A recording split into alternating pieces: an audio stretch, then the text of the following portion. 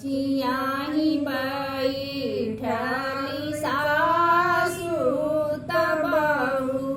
वरिया राजा करे बहू वरिया राजा करे हो मोरी सासु दे तू न कवनो बरिया तलिपि पोती डालती न बोल के रहली ससुइया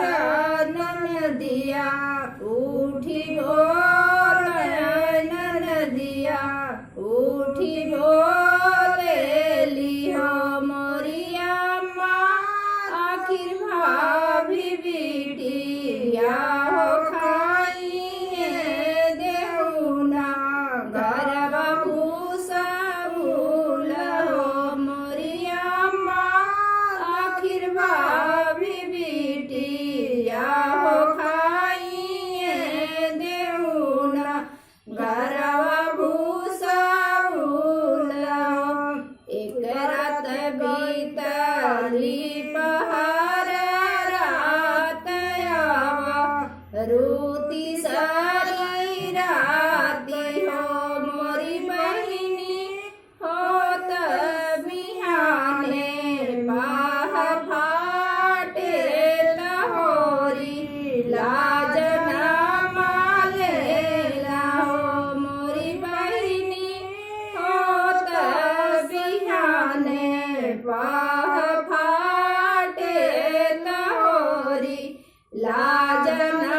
मालेला हो बाजे लगे आना धन बधाइया महलिया उठे सोहर महलिया उठे सोहर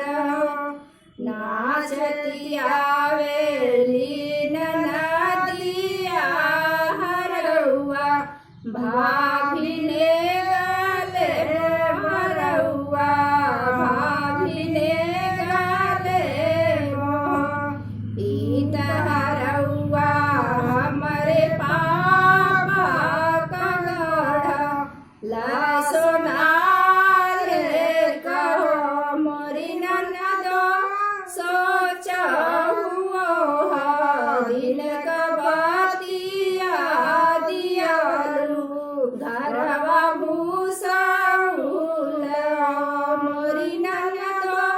सोचहुओ दिन